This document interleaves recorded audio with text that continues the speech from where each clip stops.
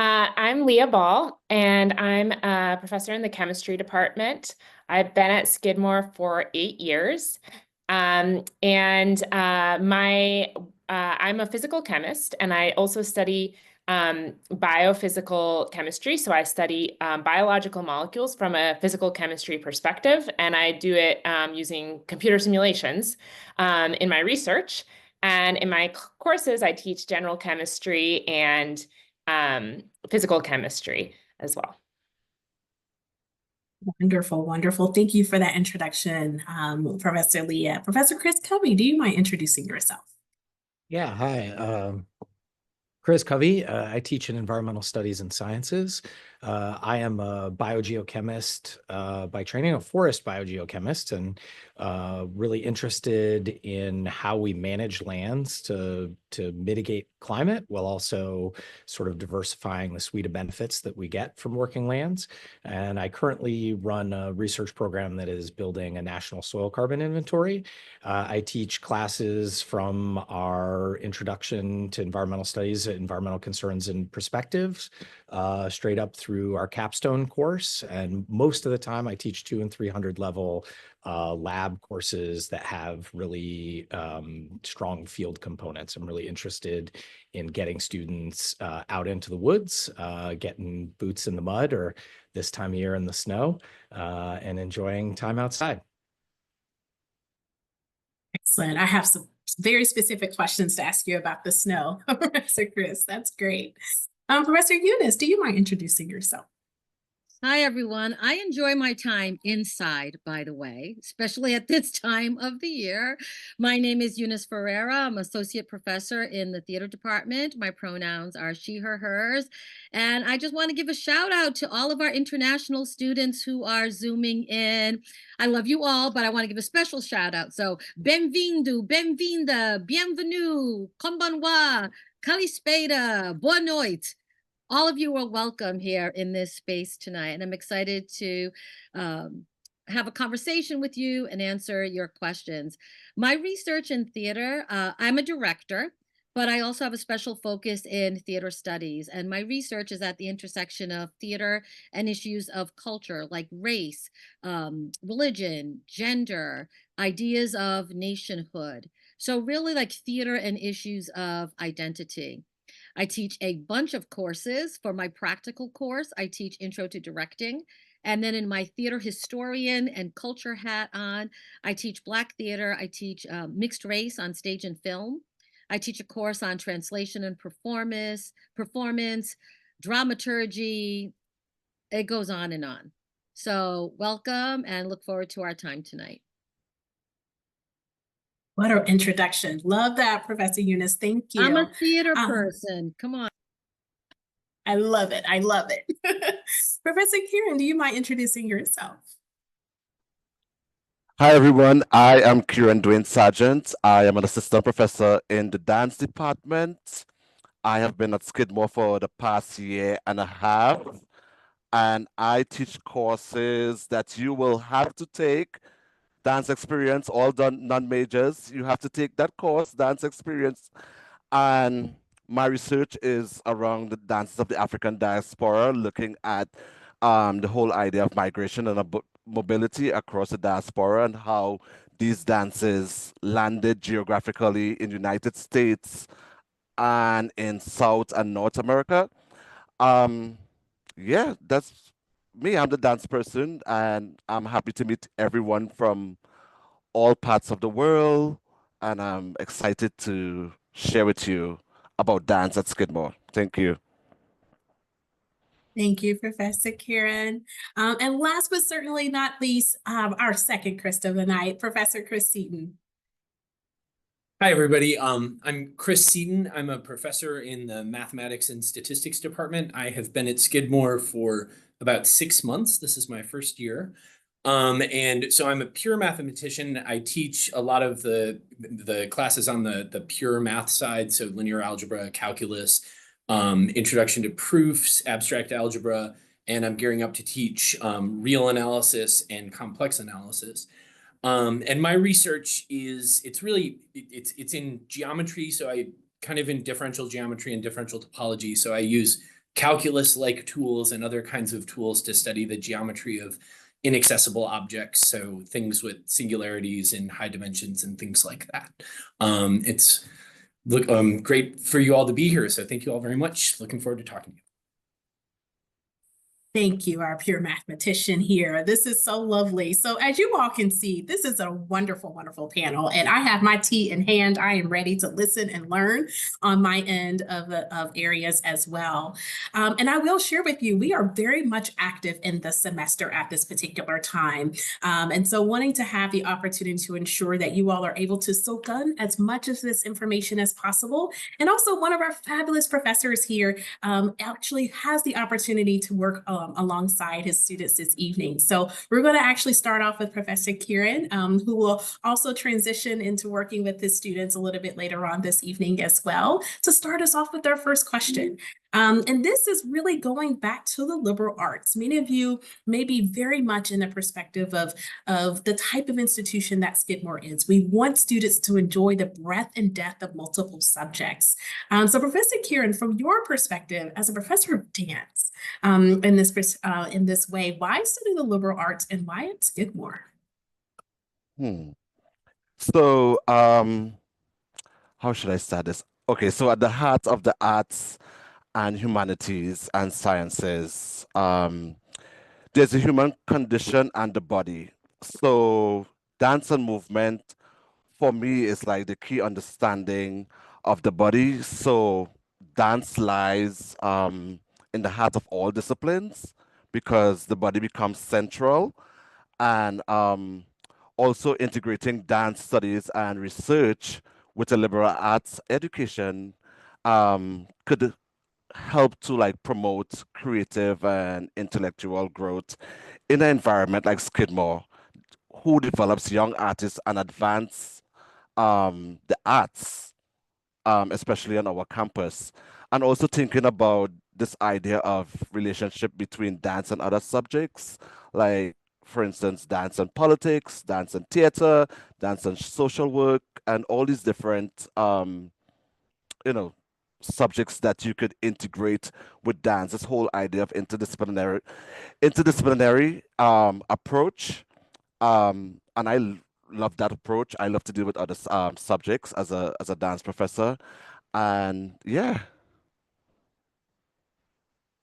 Love that. And I'm going to be honest with you, from my perspective as an admissions professional in the world, but also recognizing that the United States has 4,000 colleges and universities. And a subset of us, are truly unique in this fact that we specialize in the liberal arts.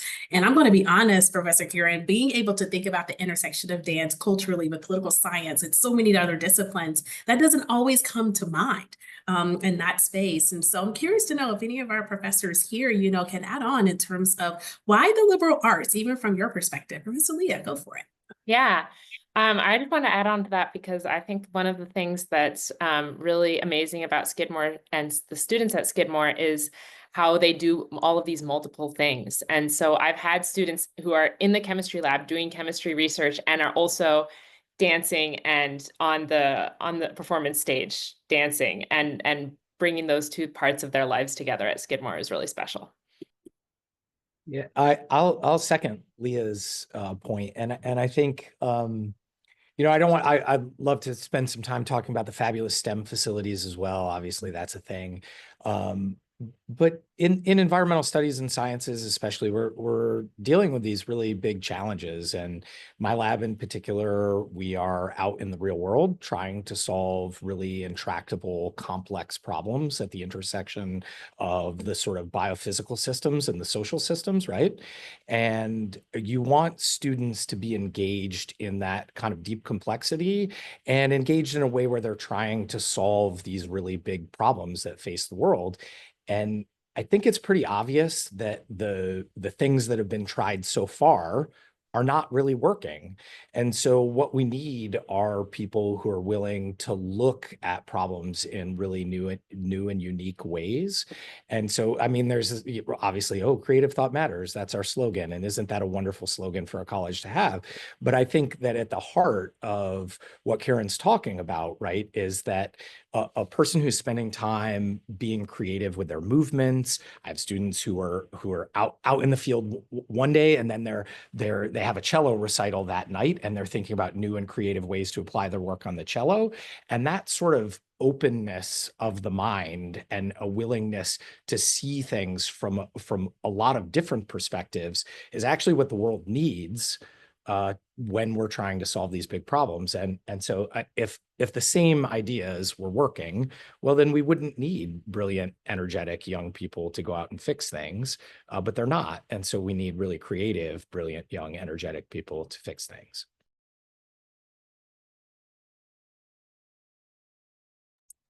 You know, in Absolutely. theater, we also take an interdisciplinary approach, as Professor Sargent was mentioning. And right now, I'm teaching a course on theater for social change. I'm also teaching directing, and I'm teaching a theater history course that's called Theater for Culture. And in our Theater for Social Change course, one of the central theorists and practitioners we are studying is the late Brazilian theater director, actor, educator, Augusto Boal. And his approach to theater for social change, he calls it rehearsal for life. And he gives this wonderful analogy of, wouldn't it be wonderful in the first part, the dancers dance for us, and in act two, the audience got to dance. And he goes on and on with that analogy. And I think that analogy can also extend outside of my Theater for Social Change class to talk about the liberal arts at Skidmore College. That here you can have specialized study in your major, or we also have a lot of students who are double majors. But then at the same time, because of the interdisciplinary nature of the liberal arts, the sort of collaborations that faculty do, Professor Sargent and I worked on a show in the fall. I directed a production called Black Superhero Magic Mama, and Professor Sargent was the choreographer and fight director for the show. That kind of collaboration happens all the time. And so I really think a liberal arts setting is, to extend that theatrical metaphor, it's a rehearsal for life. My dear goodness, what a wonderful way to wrap up that wonderful opportunity to talk about that intersection in so many beautiful ways. And so, for whomever would like to share, your perspectives here, we talked a little bit about why the liberal arts in terms of students, being able to not box themselves in, that they can express themselves in many different ways authentically during their time here at Skidmore. I'm curious to know what excites you the most, what's happening in your classrooms at this time. I know that it is February. We are about a month into the semester. It is a little chilly outside here in upstate New York, but what is exciting you the most, especially as you're seeing some of those new courses and opportunities that you all have mentioned as well?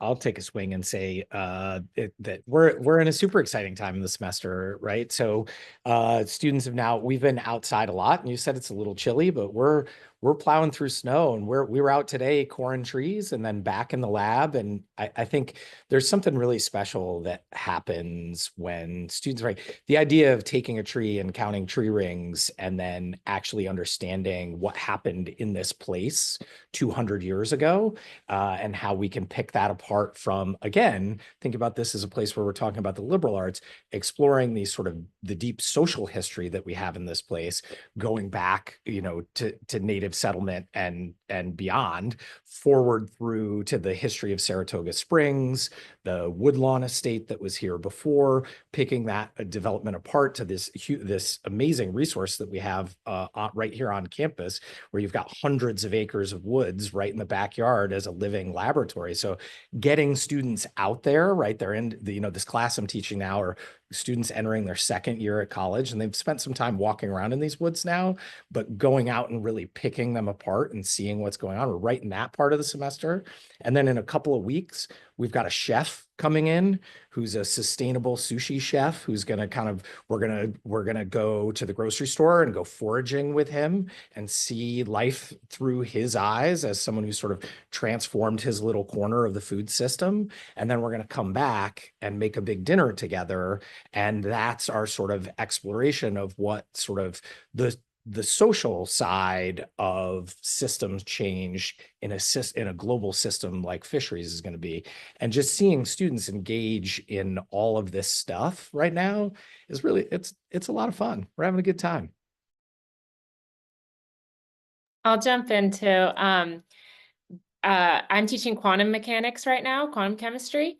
And it's always a really fun part of the semester when we first like really grapple with what the meaning of quantum mechanics is at that level of the particles, and the fact that before you make a measurement, Schrodinger's cat is not alive or dead until you make that measurement and you find out. And so that's just like a really fun moment in the semester for students to really fully understand that at the mathematical and then try to understand at the philosophical level as well. And we don't stop with that. We go into the lab and we make measurements and we relate it to how you would optimize a dye for a biomolecular application, or how you can study gases in the atmosphere that are involved with the greenhouse effect, and identifying which gases are going to be contributing to that. So the mix of like the conceptual and the theoretical and then the applications is really fun at this point in the semester.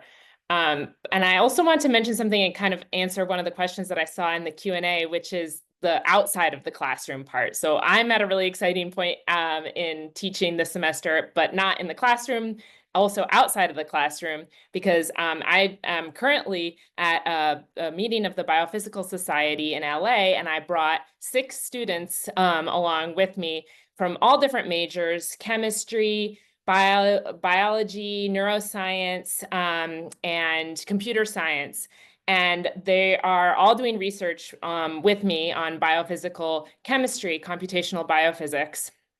But they're coming from all these different perspectives of their different disciplines that they're bringing to that research. And then now they're getting to present posters tomorrow morning at the conference and hear from people, experts in the field, graduate students, faculty members, and show what they've been able to do with the resources that we have at Skidmore to actually understand applications related to cellular signaling and molecules that might be defective in like cancer cells and things like that, so that we can understand these systems better. So that's really the most exciting thing that's happening with me right now.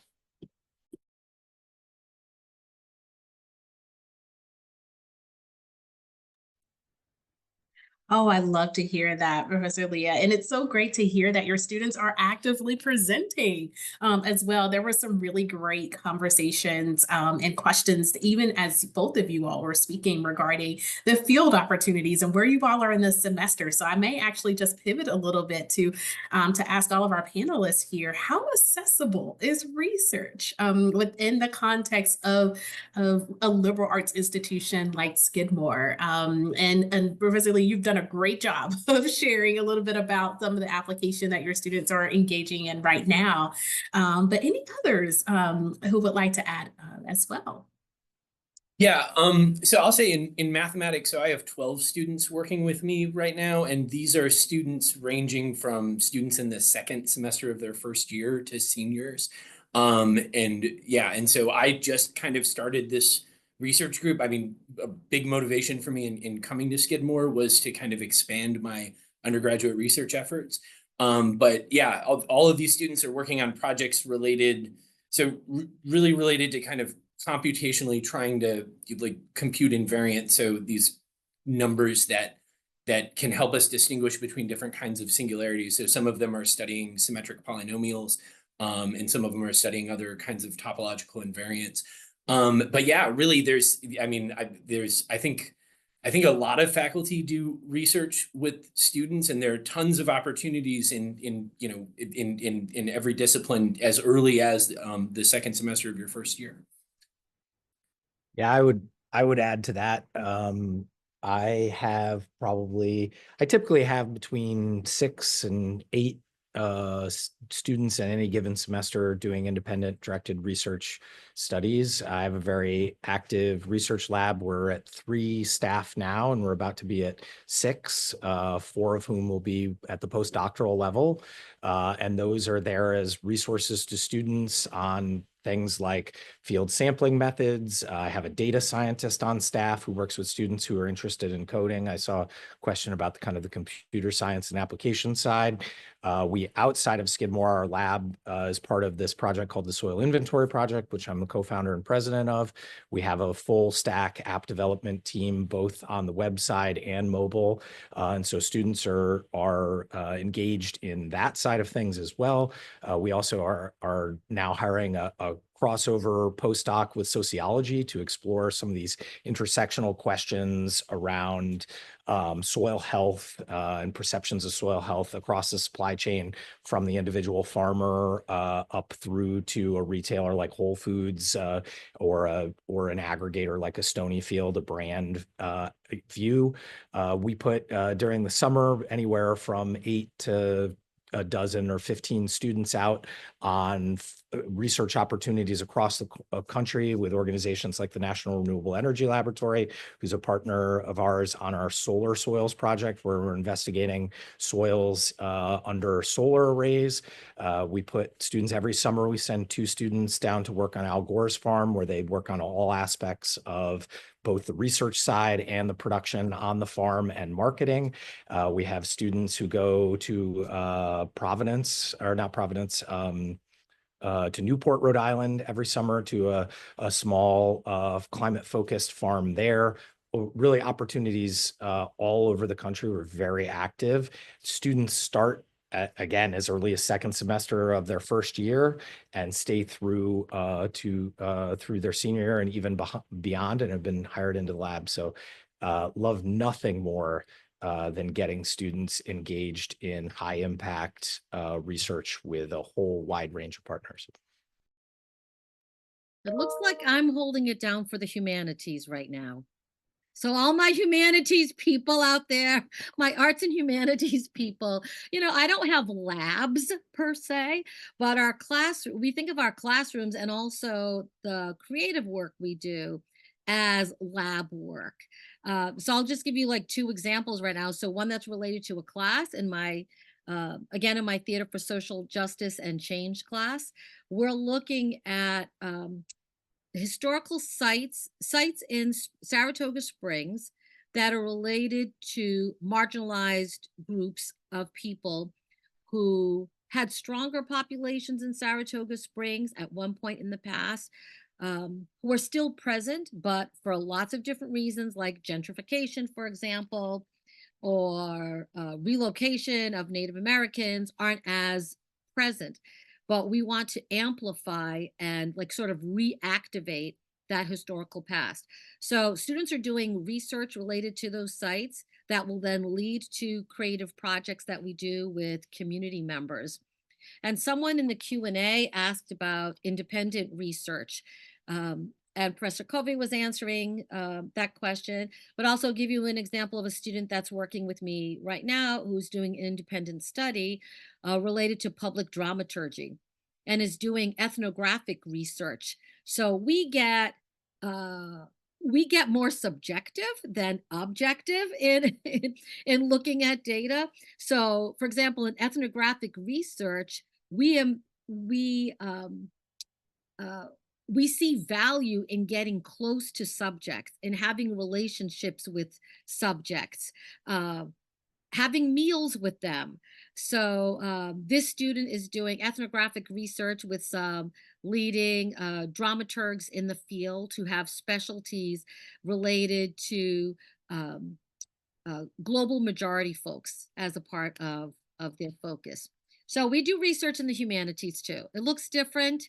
It maybe can't be quantified in similar ways, but we do quality work too.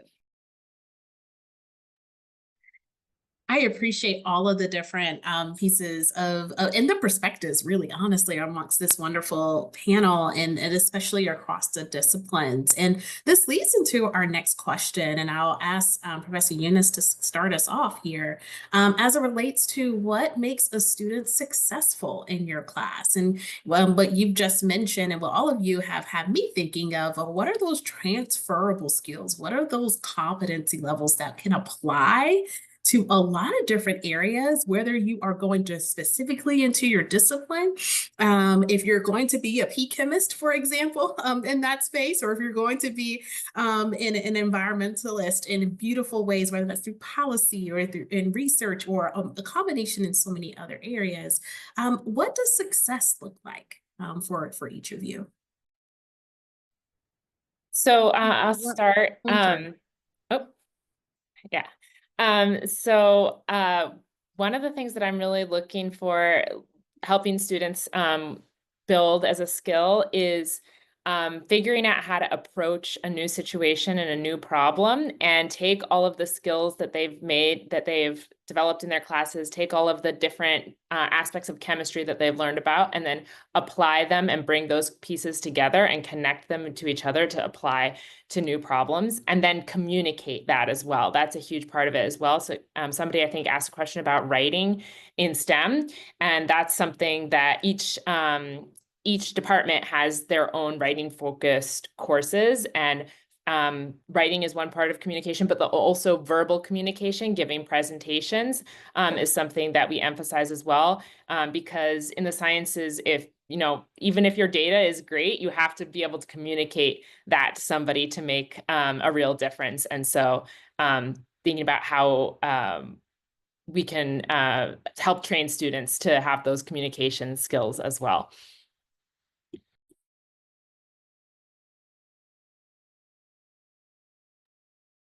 Thank you, Professor Lee. Professor Eunice, I would love to hear from your perspective as well. Well, something that I do in all my classes is, whether it's a hands-on class, predominantly a hands-on class or more of a theater studies course, is we start off with community agreements of how we will agree to be in the space with one another. And the last agreement, it's not the least one, but it's always listed at the bottom. And that is that we will maintain a brave space. And so I think the characteristic trait of a successful student for me is not based on what grade they get, whether they get an A, a B, or C, but the risks that they're willing to take. Stepping out of their comfort zone, trying something new. If they're not as comfortable speaking in a large class, finding that opportunity to do that. And also, one of the things that that theater helps to promote is empathy. So I think success is also helping your peers succeed. So looking at how they operate in small groups, if they're encouraging the person who has maybe stepped back to just step forward. So that's another one of our community agreements. Know when to step up and know when to step back, right? Leaving space for others to also make a contribution. And because we're in a liberal arts setting, and I do believe this is part of a rehearsal for life, because people have career changes all the time. This is not the 1930s and 1940s or 1950s when somebody worked for one organization, company, and they worked for them their entire lives. People are more mobile, they migrate more, they change careers more. So that's also, I think liberal arts is also a part of that rehearsal for life. And so I think a successful student also takes an interdisciplinary approach. So if they're in a theater class, I invite them to also bring in the kind of questions that they ask in sociology. I have a neuroscience student right now in my theater and culture class. So we were just studying about Aristotle's theories on drama. But Aristotle approached the study of theater as a scientist. So it was a wonderful opportunity to bring in Lily's perspective, right? To say, Lily, what's the material? What does the scientist do when they're looking at a cause? What kind of questions might Aristotle ask if he's just trying to distinguish what makes something theater and not an epic poem. So having that interdisciplinary connections, I think also makes for not only a successful student, but a successful human being.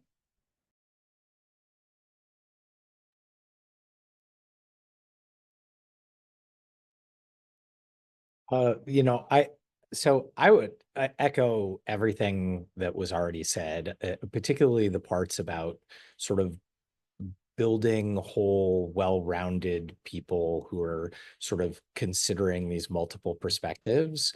And I think a big part of that is, I think a lot of times when you're in the classroom, you're sort of occupying this space of just being a student.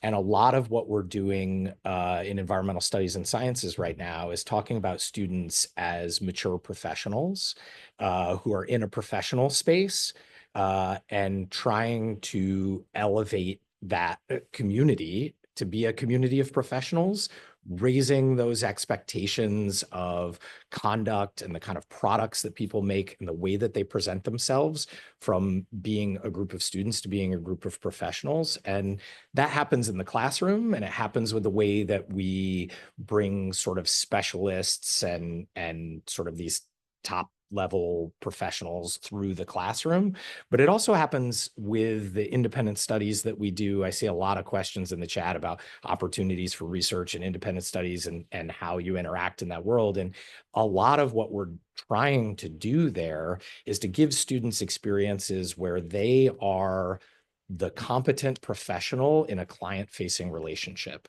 There are people in the real world who have really, really big problems, and our students are being prepared to help them with those challenges. And so they're actually out on farms working with farmers, giving farmers meaningful data that can help those farmers, for example, make changes. And if they're going to take that in any way, they need to trust in the relationship with that person. And so that's partially about them presenting themselves as a professional. So part of it is this sort of client-facing relationship, but it's also in producing students who can make products which are valuable too, so that, and I think part of that is that they have that experience of being valuable to people in a really concrete way. And then they also, as they go out into the world and move on to their next phase, and it doesn't matter if they're going to be like, how many of my students are going to be biogeochemists? Hopefully very few, right? Hopefully they're being all kinds of things in the world, but they're going to have something when they leave that can say, this is what I can make. These are the things that I can do for people. And wherever I apply my skill and with confidence apply my skill, I can produce a useful thing for the world. And so we've really, at least at my lab, and I think the others in ES are really focused on students being prepared to have those kinds of professional relationships when they leave Skidmore. And Professor Covey, you're just reminding me of something that happened literally an hour before we got on Zoom. A student, a theater student who was a junior, rushed to my door. Dr. Eunice, Dr. Eunice. That's what they call me, Dr. Eunice. Dr. Eunice, I need to tell you, I got an internship. And not only did the student get one internship offer, they're getting multiple offers right now. And I was like, well, what a wonderful problem for you to have. And the response that the student received from the people that they were interviewing with was that they were amazed at how many experiences that student had at Skidmore. So that student is a double major in English and in theater. And in theater, for example, even if you come in saying, I'm an actor, we still want you to learn about directing. We want you to learn about design. We want you to learn about playwriting. Because sometimes you might come in with just thinking, well, this is what I want to do. This is the one thing I want to do. I started college as a French major, and now I'm a theater professor. Never even thinking at the time that I would go on to get a PhD. And my heart was set on being a French major. So that was exciting, literally 1 hour ago. And the reason that student is landing all of those job offers and internships is because the breadth of their experience that they've had at Skidmore. So that student has breadth, but the student also has depth. For example, in theater, their focus is in lighting and sound, and they've worked on multiple shows. The reason they landed the internship, this last internship, was because of the dramaturgical work that the student did with me this fall working on a production, hands-on, innovative work. And this student told me over and over again that was one of the experiences that their interviewer commented on.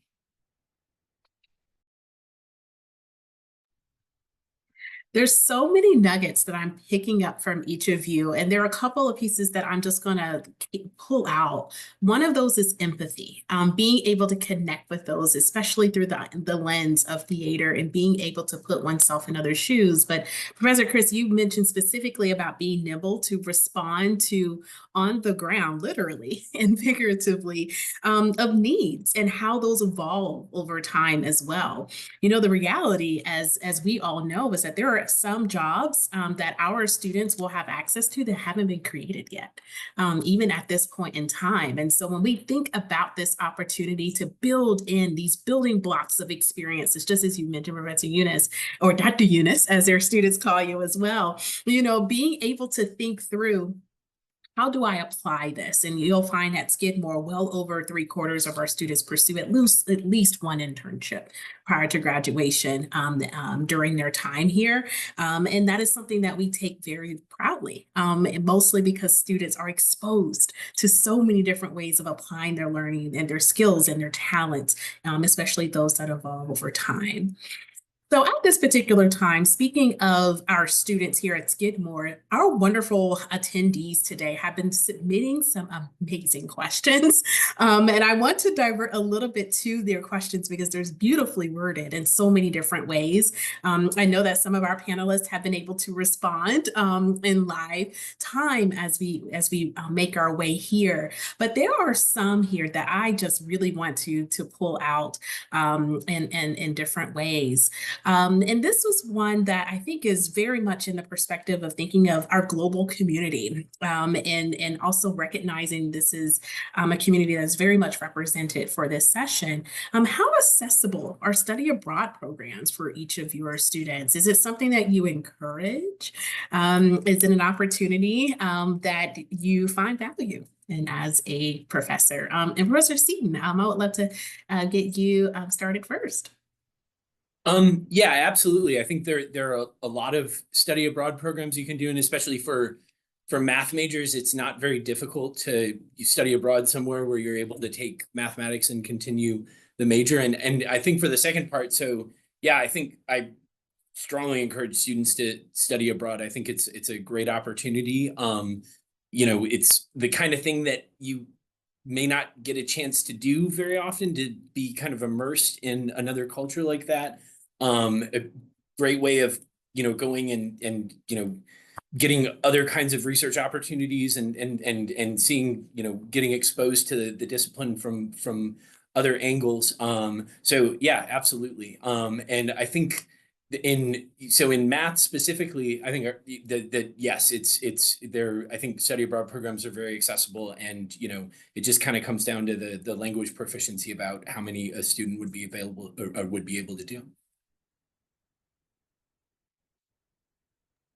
Yeah, I'll chime in from yes. I mean, oh no, it's a terrible idea. Do not get out and see the world. What could be good about that? No, we are I would say big fans of students seeing the world. The challenges we're talking about in the classroom are global, and you should go out and see other places in the world and experience that, particularly while you're young. You have, you know, all these investments you make in yourself while you're young have so much more time to pay off, and travel and seeing the world is one of the best investments you can possibly make. I think yes, majors are some of the most we have one of the highest percentages of study abroad on campus. I think something like 75 or 80%. Someone from admissions maybe could tell me that I'm wrong about that, but I think it's 75 or 80% of our students study abroad at one point during their 4 years here, and it's such a valuable part of your education. You should definitely do it, and you can look on the ES webpage. We actually go through and have a whole sheet that defines which programs we've already gone through and what courses within those programs count for what things within the major. And then if you're looking to build your own kind of novel study abroad experience, you can do that, and we can work with you to evaluate individual programs on kind of a one-off basis. So yeah, definitely do that. You should do that.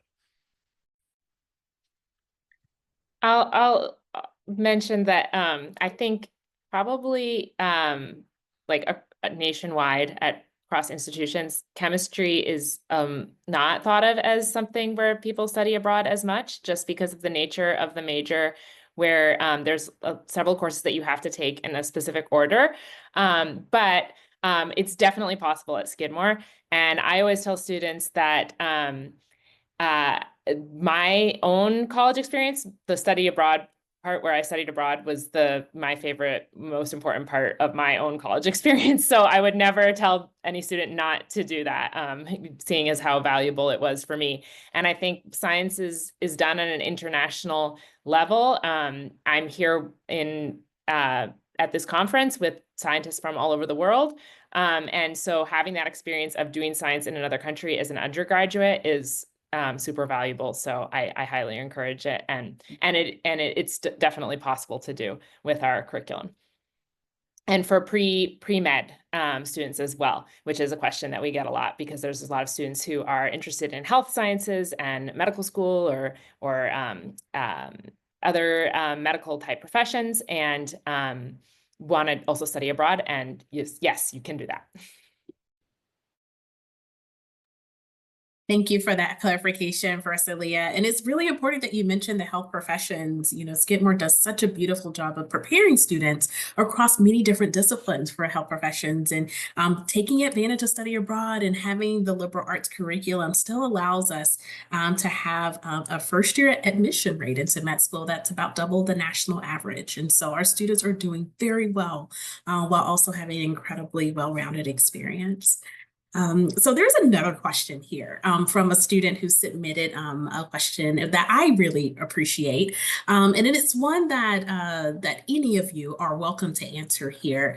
Can you discuss your favorite ways that you enjoy engaging and collaborating with students outside of the classroom? Given that we're a residential campus, we are all undergraduate in our approach to teaching as well. How would you describe that opportunity?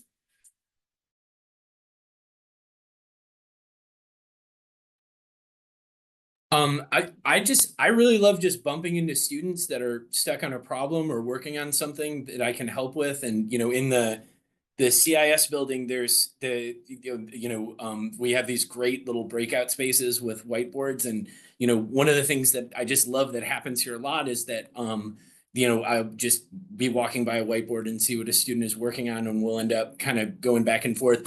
And I'll also say that certainly in my research group, we have a lot of fun together, just getting together and hearing updates on what people are working on, sometimes working on problems together. And yeah, it's a lot of fun. Yeah, there's all the stuff that we do with research that happens. You know, we have meetings in the lab here every day with students that are working on novel research questions. You know, we break a lot of stuff. I'm really a big part of what we do is build field hardware with students, and that's one of the things that it turns out students are really good at, right? Is bringing new tools out into the field and breaking them, and then us figuring out how they broke, and then how we're going to make the next thing that doesn't break, so that we can send hundreds of them in kits out across the country. So I love to break things with students, and then to look at them and say, like, what are we gonna do next so that this thing doesn't break in the same way? Let's break it in a different way. And so that's the kind of day-to-day stuff that we're doing in the lab that's a lot of fun. I end up getting to do a fair amount of travel with students for being an undergraduate research program, because we have partners all over the country. So I love, we went out to a couple ranches and vineyards out in California where we were doing soil carbon inventory, and going around and being on these ranches with the land managers, with the students, breaking stuff out there is really a lot of fun. And I think partially because you're doing science together, but also because you're being hosted by someone and having a nice dinner, and there's a like professional aspect to that I think is creates a richness and a depth to the relationship that you have with students that is not like the classroom is great. I love the classroom. We really connect in the classroom, but there's a 5-hour car ride in California between ranches where you're talking about all the people that you just met, all the people that you're going to meet, the goals of the project, the larger vision for why we're doing what we're doing.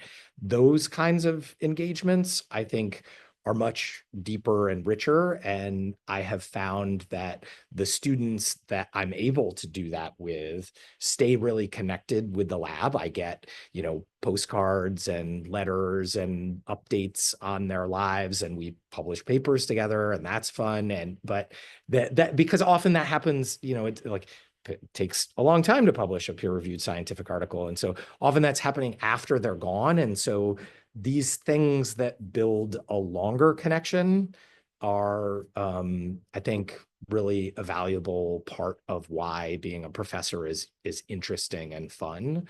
I think it's probably pretty clear to everyone on this call that every one of these professors could be doing something else somewhere else, and they have chosen to do this because of those kinds of relationships with students make you feel like you are investing in young people in a way that is going to pay off big dividends.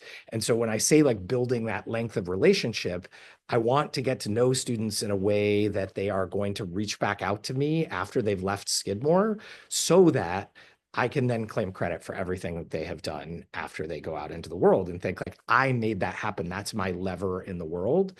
And so I think any way that I can invest in these deeper relationships, it's a lot of fun. And I'm going to answer from less of an academic relationship with the students. One of my favorite ways to engage with students, and my son right now, my son is in his first year at RIT, right? It's a huge university. And he really hasn't taken my advice yet, but I've been telling him, Sam, go to your professor's office hours, help them get to know you, because the investment also has to come from the students' end. Like the students that I maintain the closest relationships to after they've graduated are the ones who've made sure that they've reached out to me. But a really fun way that I engage with students outside of the classroom is I go to things that they do as much as I can. So they're performing in many of our theater majors are in on sports teams, but if they were, I would go to that. But if they're performing like an a cappella group, or they're in a comedy troupe, or they're performing at Zankel, our music center, or they're working on an exhibition somewhere on campus. And students love it when faculty show up to support their work, especially if it's getting to know a piece of them that they might not necessarily know in the classroom. And what Professor Covey was saying about the relationships that continue and extend well beyond graduation. Just like 5 days ago, I had a Zoom call with a student of mine from Swaziland. She's back in Swaziland. She took a Theater for Social Change class with me in 2019 or so. And her final project was a dream project of a program that she would establish back home. And now she's putting it together. So she graduated in 2022. I think it was 2022 is when she graduated. So she wrote to me to say, Professor, I'm ready to put my dream project into action. Can we Zoom and go over this? And I went, of course we can do that. So yes, that's one of my favorite ways. Seeing them outside of the academic context and in extracurricular and creative settings. I want to add on to what Professor Eunice said, and just share a story. So going to students activities that are outside of chemistry as well is something that I really enjoy, and sort of seeing those other sides of them. And I had a student who actually graduated last May who's in my research lab from his first year at Skidmore, joined when we were still over Zoom during the pandemic, international student from Nigeria. And he was a great researcher and got to know him on the science side, but pretty quiet and didn't talk a lot in the lab about other things that he was doing in his life. And then in his senior year, he was the president of the African Heritage Awareness student group on campus and invited me to the big event, fashion show, and performance event that they had on campus. And I went, and just to see him give a speech at that event, and talk about things that he was passionate about outside of science, whereas I had known more of his passion for science. It was just an amazing experience to see that. And so that's just one example of like many different experiences like that that I've had with students at Skidmore. So Was really that fun. this year's gala? Last year. Oh, last year's. Okay. I yeah. was gonna say, was that Nana? My heart is bursting over here with all of these stories in many beautiful ways. And you all have just hinted on, just the role of that when students make their way into the world after Skidmore, the connections still remain consistent and strong. And knowing that students can have that outreach with professors and with staff members who are here on our campus. And there was a really wonderful question in the Q&A that Professor Leah responded to from a student who's interested in chemistry and cosmetics in that space. And we have several students who are doing some really cool creative things post-graduation, and included a link there for a student who created her own cosmetic line that ended up, believe it or not, on Oprah's favorite things.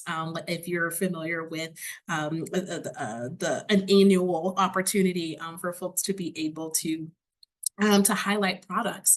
And we had the opportunity to interview this particular alum because they wanted to share all the wonderful ways in which they were able to bring in entrepreneurship and business and chemistry, all of these wonderful areas from their 4-year experience here at Skidmore, and knowing what was possible because they had the breathing room to explore in a lot of really beautiful ways. And so I will share with you all here at Skidmore, we do have a really fantastic center for career development that utilizes a program to connect with alums here within their community. And we invite our alums to actually mentor our students.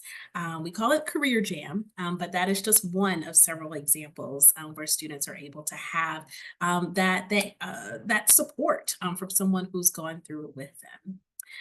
So I have 2 final questions for the panel right now. And one of them has been here in this Q&A, and I love this question. I've never received it from a student in this setting before, but if you've had the opportunity, for any of you who want to answer, if you have the opportunity to have a conversation with any historical figure from your field, who would it be?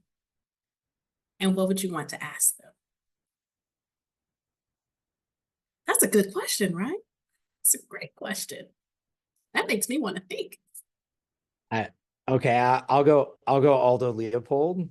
I don't know if you all are familiar with Aldo Leopold, but go ahead and pick up a used copy of a Sand County Almanac and kind of set it down somewhere where you can just read for a couple minutes at a time. So I would do Aldo Leopold, and I'm not so much sure that I want to ask him a specific question. I just want to go for a nice long walk and see what we see.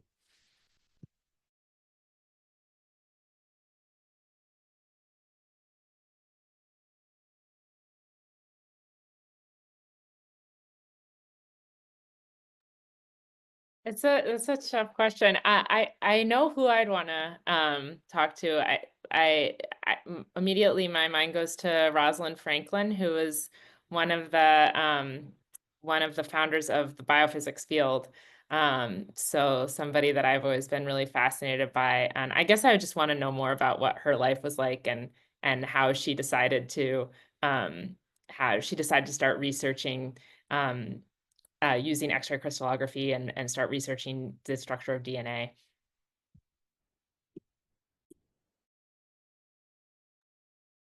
That's such a great question. I was looking around at my bookshelf to say, now which of these people here would I like to meet? And this person's not on my shelf, but as I just think about the current moment and the fragility of the arts, I might want to meet Hallie Flanagan. Hallie Flanagan was a theater professor from Vassar College who was active in the federal works program that was started under the administration of Roosevelt during the Depression to give people jobs, right? And she headed up the theater wing of the Federal Theater Project. So I think I'd want to go have some coffee with Hallie and have a conversation about the intersection of government and the arts, of funding for the arts, and what it was like to do that during the time of the Depression. And just like strategize with her, talk theater, and also strategize about funding for the arts, because it's one of the first things that, you math and science people, you're usually safe when it comes to school budgets. And there's no shame about that. But some of the first programs that are cut are the arts programs. First, it's the after school arts programs, then it's the arts programs within the school. So yeah, Hallie Flanagan. I want to strategize with her. So yeah, I think there are a ton of historical mathematicians I'd love to have a conversation with, but if I had to pick one, Alexander Grothendieck.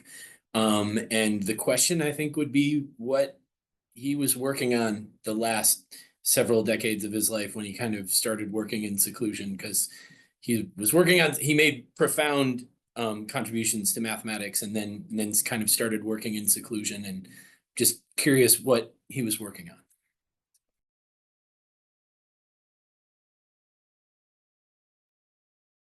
Fantastic question. That one I'm still pondering on my end in that space. But you all, those answers were absolutely fantastic. And I do have one final question for each of you as we end our time. This hour has gone by so quickly in so many different ways. But before I ask this question, I will share with you, we did mention, of course, a career jam as it relates to our opportunities within our alumni community. There's going to be a link that's going to be added to the chat for those of you who are interested to learn a little bit more about entrepreneurship and our wonderful competition that is hosted on an annual basis. And this year it happens to be hosted in a few days. So you have the opportunity to take a look at what that lineup looks like from that perspective. And you will find students across many different disciplines participating in this fantastic opportunity.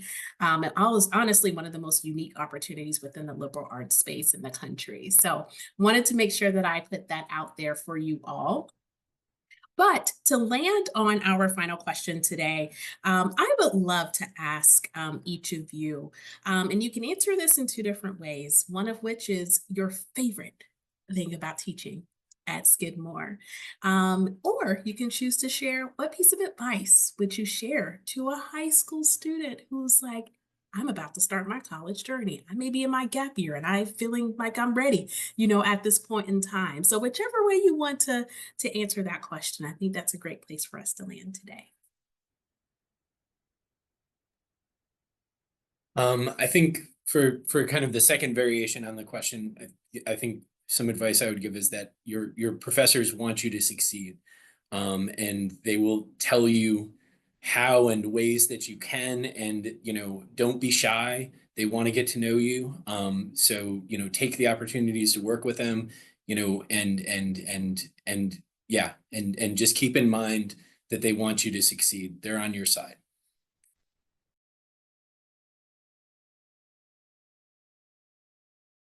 I think this may be a weird piece of advice for a college professor to give students, but whatever. I guess I'm about to have tenure now, so I'm allowed to give weird advice, right? And my weird advice would be, don't be so worried about your grades.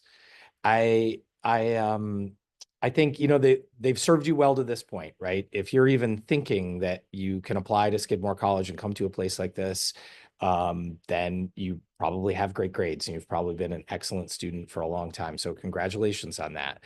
And now you're if you're going to be here, once you get wherever you decide to go, focus on being in that place with those people and focus on learning and focus on building really high quality relationships with your peers and with your professors and with the other people around the college, the staff who have so much to offer you.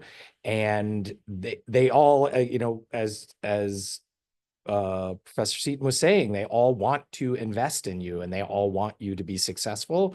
And the grades are not actually the mark of that success. They're part of it. They're a byproduct of the success. But don't get so hung up on that thing that, pretty soon no one is going to ask you about ever again. Maybe it's part of getting into grad school. Maybe it's part of getting something next. That's real. But the things that matter are the way that people are going to think about you and talk about you after your time and the quality of the interactions that you have. And the grades just aren't that important. I know that seems a ridiculous thing to say, but they're just not. I'll build off of both of those things. Actually, I think it's connected. My one piece of advice would be to push yourself to do things that you don't quite feel comfortable doing while you're at college. That's such a great opportunity for you to do that in a place that's gonna allow you to do that. And if it doesn't go well, you can try something else.